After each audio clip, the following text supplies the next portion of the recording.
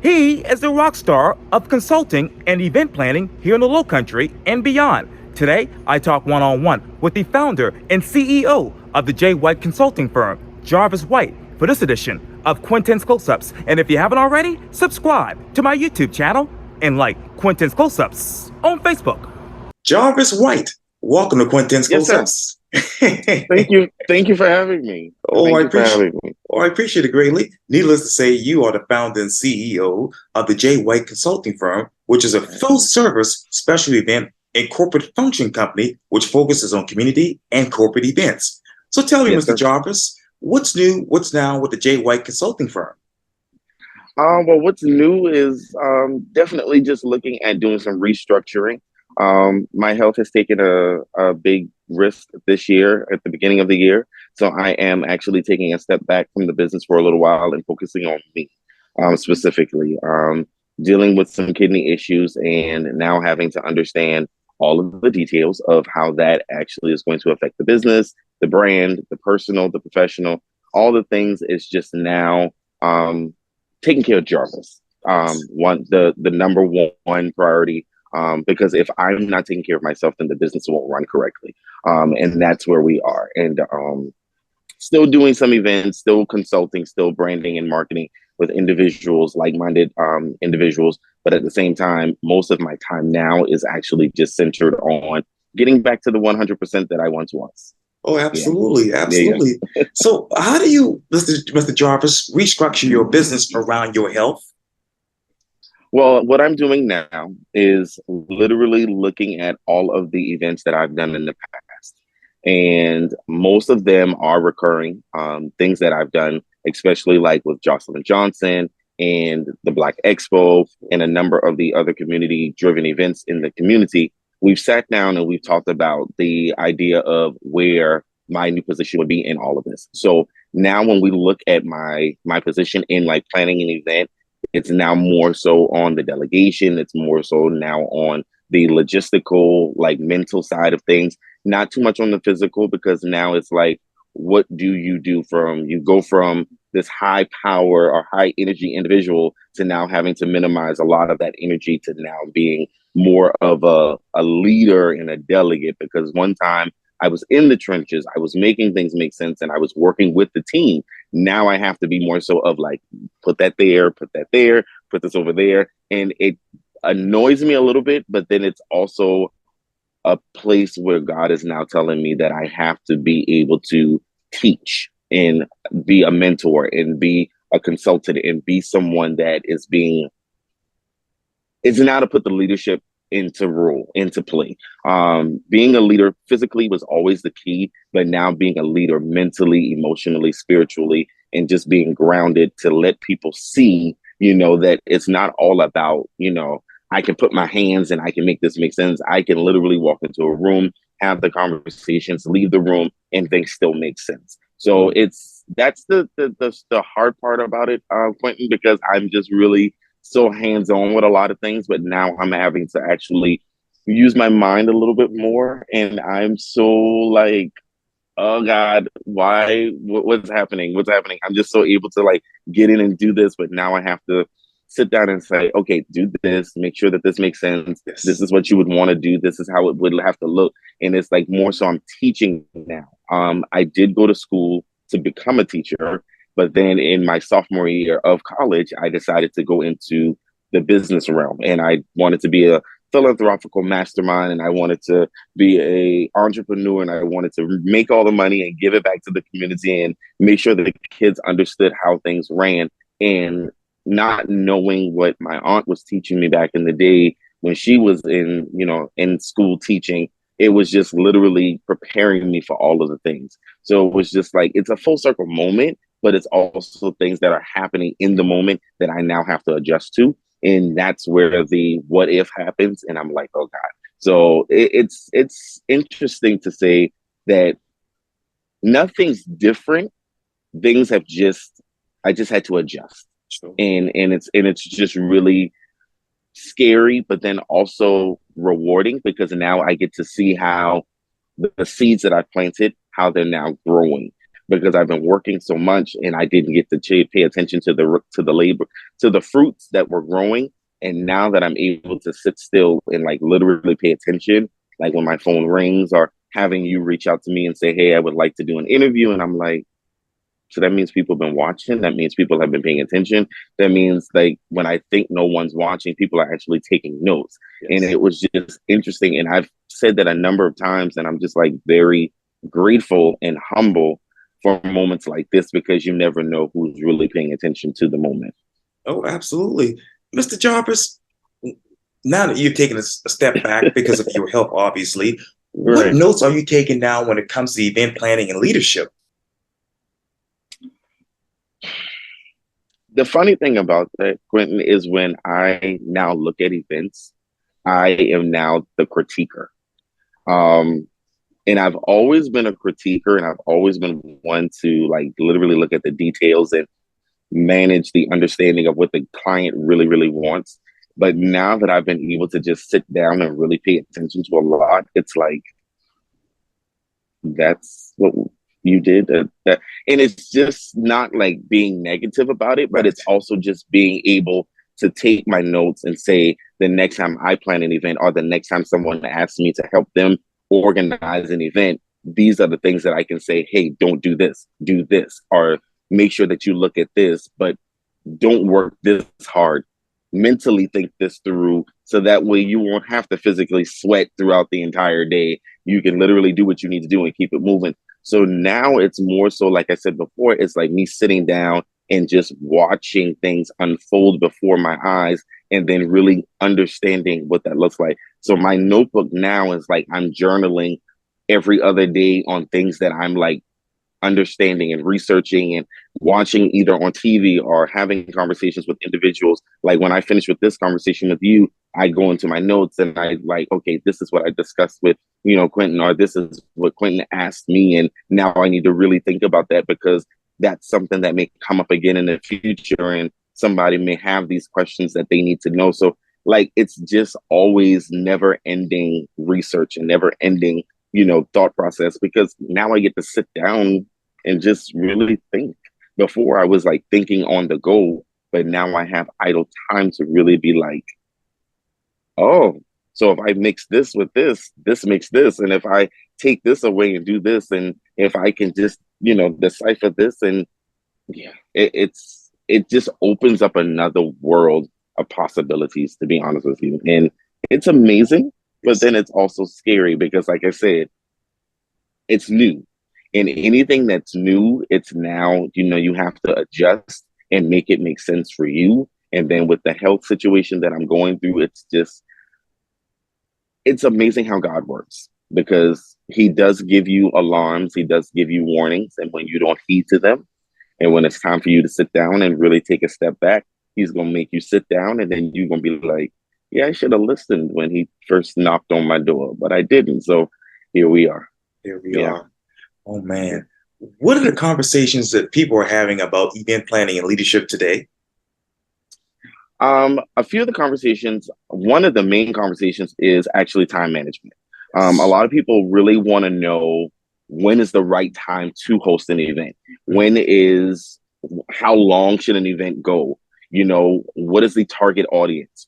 Who do I need to reach out to as far as sponsorships, partnerships, collaborations, things of that magnitude? And right now for myself, with me getting ready to plan a fundraiser, I now understand what people were saying when they are asking me, when they ask me those questions. So it's like, when do you plan an event? When is the perfect time?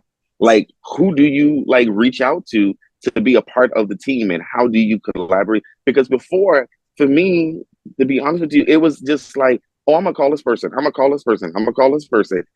Now I'm sitting down and I'm like, you got to plan an event for yourself. And who do you call?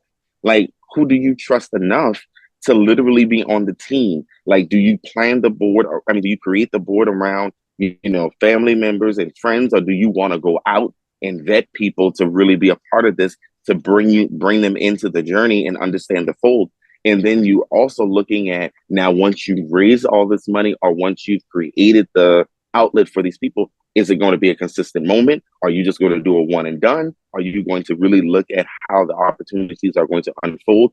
Did you even think about the pros, the cons, the what ifs? So it's like at this moment, when I do like workshops, I do say, think about that moment of when you're sitting down and you say, if I do this, how will it affect me personally? If I do this, how will it affect me professionally? So my tagline has always been building a personal brand so your professional brand may shine. Because when people see Quintin, people see, Quintin moving around the city. But then when they actually get to sit down with you on a conversation, then it's like a whole different Quintin. So it's like, do we get to see both sides of Quintin one time, or do we get to see him in different aspects? And for me, people get to see me in a number of windows. People get to see me in a different hat almost all the time. Because at one point I could be the interviewer. One moment I could be emceeing. One moment I could be planning an event. The next minute I could be the event. So it's just like, and I've done that like in a one-stop shop. And people are like, how have you done that and not, get exhausted? When you love what you do, it's always an amazing opportunity in life. It's never ending. It's easy. It's seamless. It just does what it needs to do. Like I've done conversations, like I've done like mini commercials, like off the cuff, off the top of my head. And it's like, huh? I was like, yeah, don't worry about it. Don't ask me where it came from. It just happened. Get it one time, because if I have to do it again, it's going to be different words. It's going to be a different mannerism. It's going to be a whole different thing. But at the same time, when you get that one shot and when you get that one opportunity, you got to deliver. And usually when I talk to clients or when I talk to individuals that are looking to get into the entrepreneurship of event planning and marketing and hospitality, I said, you got one time. Your one time is to show up, show out, deliver, and leave. Do not stay and linger. Do not try to make your way through the crowd. Get in, do what you need to do, get out, because what happens is that keeps people guessing and wanting more. If they're guessing and wanting more, that's what inspires people to really want you. If people have easy access to you, they don't want you because they know they can get to you whenever. But if they know that they can't get to you that quickly, and if you move in and you move out and you do it with great style and class, you'll never go hungry a day in your life. You'll always have access to a plate, a seat, a table, a venue, an interview. It doesn't matter. You'll always be able to eat. And I'm not saying physically like eat food, but you'll always be physically able to just be able to nurture what it is that you love to do. And that's where I've been in the business for 16 years, branded myself and I officially branded myself in 2023. But for 16 years, I have literally been freelancing. And with the freelancing, it has opened the doors for me to work with Black Expo, with Charleston, with the local Black Expo, as well as from Greenville to Jacksonville to, it's just been endless. And then working with other nonprofits and working with the opportunity to help open the museum here in Charleston, the International African American Museum. That was a moment that I will never, ever forget. Because I was minding my own business and my phone rung, and it was like, we want you on this project. We've heard great things about you. We feel as though that you would be a good fit. And it was just like the word of mouth from my colleagues and people that really appreciated who I was and what I do. That's what allowed me to be able to walk through the door. And when I walked through the door, I had to deliver. Like I said, you show up, you show out, you leave. You don't linger too long, because that's what gives people the opportunity to really understand who you are. I'm not sure how big your circle is particularly, but when I literally hear people, when I'm out and about, I do hear your name. I do hear Quintin. I do see Quintin. If I see the bike, if I see the guy on the bike, I'm like, that's Quintin. And, the funny thing is, when I was preparing this morning, I was like, there was one time I saw you and I was like, I wonder what he does. And I never, and the crazy thing is, I've never had a conversation with you to like really look like close up to say, hey, who are you? What do you do? I'm intrigued by who you are, because it's like you're always moving and grooving. And then every time I see you, you always got a camera, or Yes. you just got something simple to make things make sense. And then I saw you on the front of the city paper, and then I saw you on Twitter, and then I'm like, okay, here we are. This has to be somebody. And then all of a sudden you reach out to me, and I'm like, he wants to do what? And then I look again, and then you're celebrating your 3,000th episode or interview, and I'm like, congratulations, because now I get to be a part of the new wave of interviews, and I'm like, me? So I'm still like pinching myself for this moment, because I remember like seeing you on the front of the city paper, and I'm like, this is a local person doing big things. He's just a rock star in his own right, and he's doing things that people be like, well, what is he doing? I don't understand. Like it, and again, I understood it because I was like, that's me. That's me doing what I do, staying in my lane, understanding what it is I'm able to do and how I'm able to maneuver it, and then hear someone else doing it. And I said, God, you know what? We'll meet one day. I said, we'll meet. And Yes. eventually here we are. Here we are. Chit chatting. Yes, exactly right. Exactly right.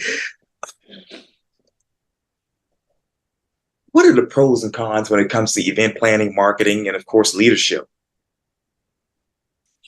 The pros are you get to, one, make your own schedule. Two, you get to meet some phenomenal people. You get to create your life. You get to write the narrative. You get to be the narrative. You are the star. You are everything that someone that is scared to take a risk is. You are the risk taker. When people see you, you're like gold in a sense. The cons,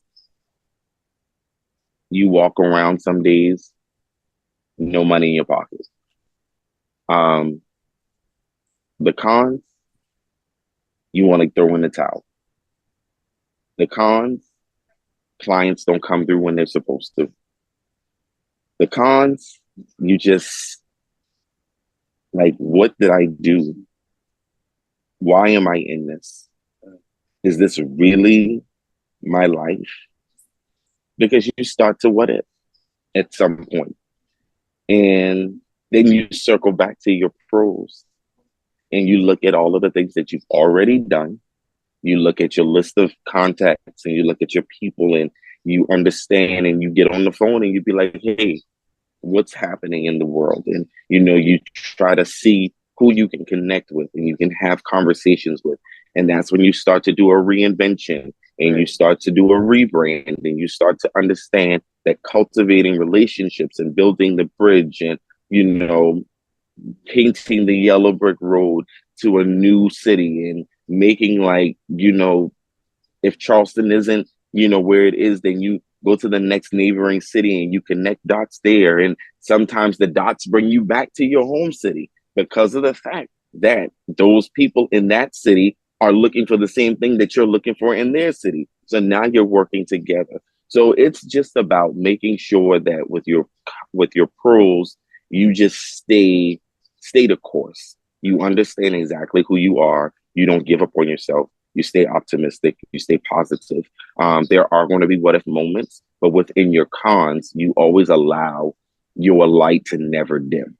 You make sure that you have a backup battery. You make sure that you never go weary of what's happening, because the devil can move in and make some things shake. But at the same time, like the saying goes, if the world gives you lemons, you make lemonade. I've made lemonade a number of times. I've drunken tart lemonade. I've drunken sweet lemonade. I've literally just like made it make sense. And to this day, right now in 2025, where I am now, I'm so grateful. I'm grateful because I've learned a lot. I've understood a lot, and I'm still learning on this journey to be present in the moment. I'm also learning to still be humble, even when I'm hungry, and and make sure I'm quenched.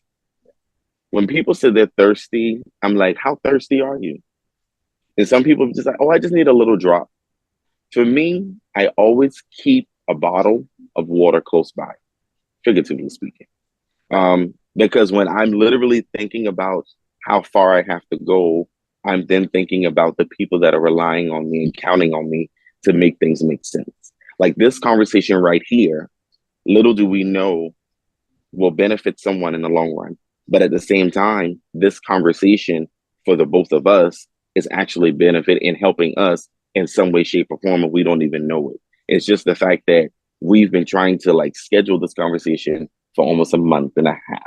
Then we come today and it's like I'm like 20 minutes early. And it's just like it's just like the things that are like funny to me, because it's like I looked at the phone a number of times and I was like, oh yeah, 10:30. But then I looked today and it was like, oh, 10:45. Like, well, where did I get 10:30 from? So when I said okay, I was like, yeah, my bad. But that's how you know that you're doing something right, because apparently there are people that want to chat with you. There are people that want to understand what Quintin does, and being a part of Quintin's journey is like amazing. Again, like I said, I don't know where this conversation is going to take us and where this is going to lead, but at the same time, I'm just like in awe that you even thought enough of me to say, I want to interview Jarvis. Because again, Quintin, we have never really sat down other than today and talked. Right. Like we've seen each other in passing, and that's the most that we've ever done. And like people would probably say they don't like each other, but it's not even that we don't even like communicate enough to say like each other. But at the same time, it's like having this conversation with you is like, we've known each other for years. Yes. Like we've been friends for a while. And that's nothing but, the spirit. That's nothing but kindred moment. That's God doing his work. And that's being present when we don't even have to be like present with each other. So I'm thankful. Thank you. I don't know how many times I'm going to say that, but thank you. Oh, you're very welcome. You are very welcome. What is the biggest difference from 16 years ago to right now when you think of your brand? The difference. Ooh, that's a good question, Quintin.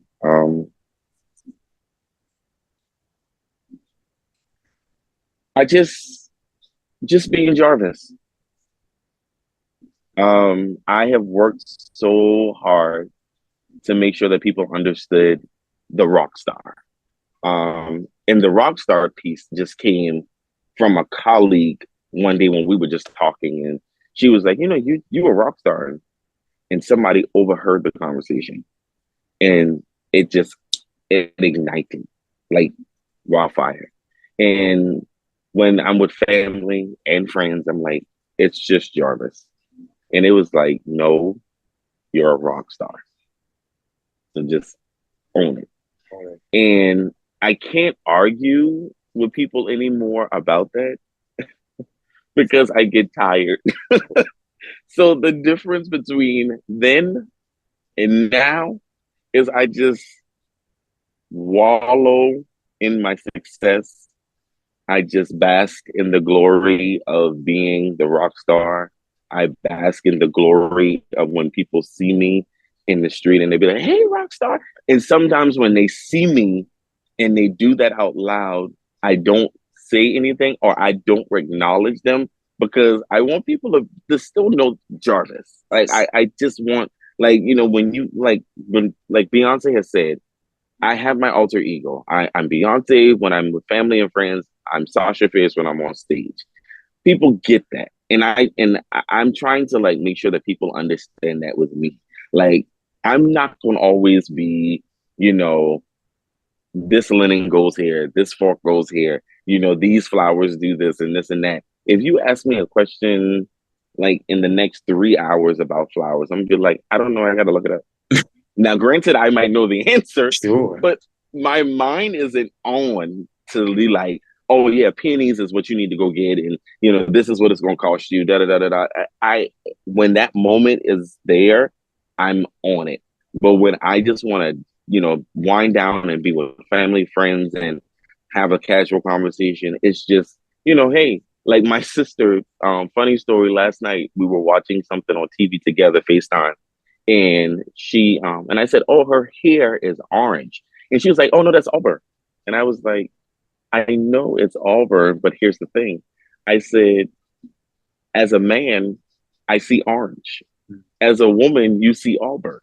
I said, "I'm not particularly being detailed right now." And she was like, "You not being detailed?" I'm like, "No, not today. Not right now. I promise." And then when I thought about it, I was like, people are really paying attention. Like when can I turn it off and when can I turn it on? So yes, within the 16 years that I have been in this industry, it has been very rewarding to know that people do take me for the face value of understanding, when, they value what I say, they value my opinion, they appreciate my thoughts. They don't take it the wrong way. They understand that me being direct is, a way of us elevating and not decreasing. So it's been very rewarding for the 16 years, and that's the difference between, then and now. How do you elevate yourself 10, 15 years from now? Uh, the elevation has been quite the interesting. Um, I lean on family and friends a lot. They don't know this, and I think if they were to hear this, they would be like very surprised that I said that. But I do lean on them a lot because I pay attention. I'm very observant.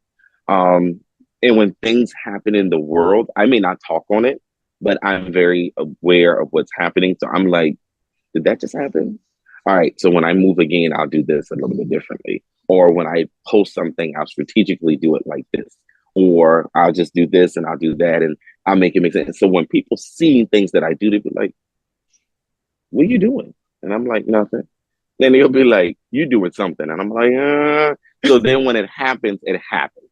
I just and I've taken some notes from a few celebrities, like when they actually like debut stuff and when they, like drop things, it's like they don't really say much, they just drop little hints, or they, all of a sudden it's like bam. But then when you do the bam, you got to make sure that you continue the bam by making sure that the consistency of the excitement is still there. So I just try to make sure that when I'm posting, when I'm talking, when I'm like having conversations like this, that I'm really engaged and I'm really trying to make sure that you see that there's energy, that there's tenacity, there's grace, there's poise, there's still the masculinity, there's still the hopefulness, there's still the grace, the femininity that they claim that men shouldn't have. But at the end of the day, there's a number of things that take place because as an individual, you have multiple personalities. You have those moments where you can be on 1,000 and then you can be on 0. Then you can be on 50 and you can be like right at 1. So it's like moments in life and it's called a mood. We call it a mood, but we actually look at the volumes in our life. Like right now, we might be mellow, and then in the next 20 to 30 minutes, we hear our favorite song and we hype. Or the next 10 to 15 minutes, we hear our gospel song, and then we're like in our moment and we're crying and we're reverencing the God and we understand all the things. So it's just moments in life that I really thank God for. And I'm just, understanding every day that when I wake up, it's like, what's new? What's next? How do we keep it moving? Living in the moment is where I am now. Before it was just always like, what's next? What's next? What's next? But now, after a few events, and I've had a couple of clients like, what was your favorite moment? And I'm like, whatever your favorite moment was. And it was like, no. You have to have a moment. And I was like, I get it. So now when I do an event, I always look at the overall. I pull a piece out, just like cutting a cake. I take that piece out, I put it to the side. And then when it's time for me to really sit down and decompress, I'm like eating the cake and enjoying the moment. And usually the client can tell that I found that moment now because we talk about it. I introduce it to them. And it gives them a sense of pride to know that they were in good hands and they understand that someone really took the time to really. to authentically look at things. Yeah. So. And you talk about those moments and events, Jarvis, but I hate to be redundant, but what event has No, you're actually fine. changed you?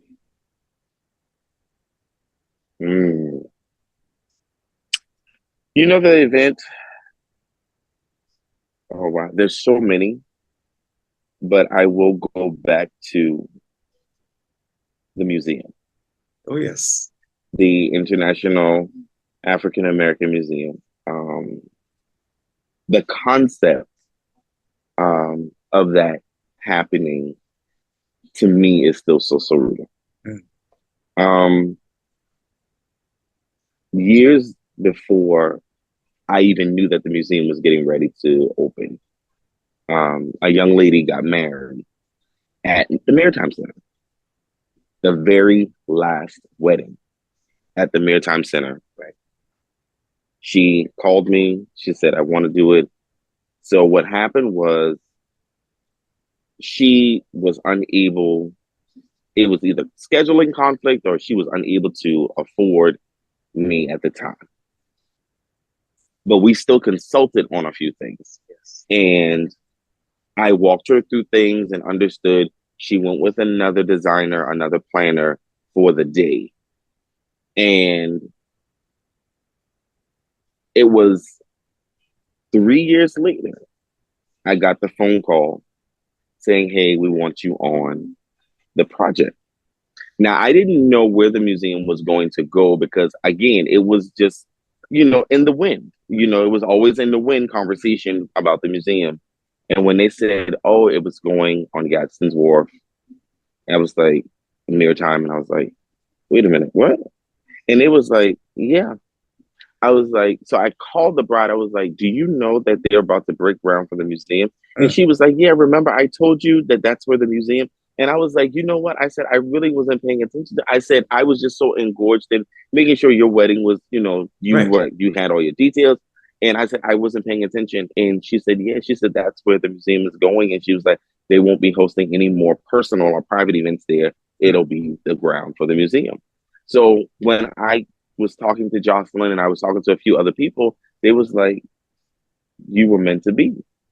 And I was like, you sure? And I was like, okay. So then I had to pray about it. Well, not had to, but I prayed about it and I understood that this assignment was destined because full circle moments don't happen to everyone. And full circle moments don't happen all the time. But when they do happen, some people overlook them. It goes over their heads. But at the same time, mine slapped me dead in the face.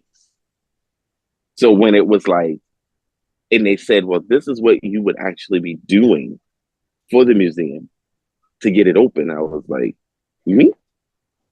So it just was amazing to know that when I drive by the museum, when I go into the museum, I still get emotional. I still get full. Because again, I was there when it was dirt, grass, like just immediately looking out at the water. And now I've seen it go from like nothing to something in the matter of years. And then I looked back at my brand and my business, and I remembered years ago saying that I built something from nothing because I built my business from nothing, and it's now become something that people far and wide know about. Like I've been told, whatever you're doing, and I may get emotional, so excuse me. Whatever you're doing, continue because people are watching. And it's amazing because 42 years on earth, all the things that I've done, making waves, understanding my stride, it's just amazing. It's amazing to see that a Black man in America is making things happen for himself with like-minded individuals. And it's just amazing. It's amazing. And like I said, again, I'm honored to be able to be a part of this conversation because it does something for me. It's elevating me even more to know that I'm able to move forward and do the things that I need to do. So I'm just thankful.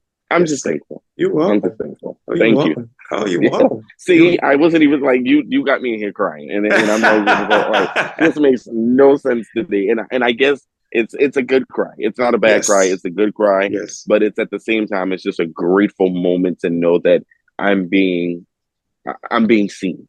Yes. It's always good to be seen. Yes. And I'm just thankful. Yeah. Yes, Yeah. sir. Oh, you're welcome. You're very welcome. Jarvis White with the JWhite Consulting Firm. Thank you so much Yes, for your sir. time. And again, You're welcome to absolutely Quintin's welcome. Close-Ups. Thank you so much for having me, Quintin, and I hope you have an amazing day. Likewise.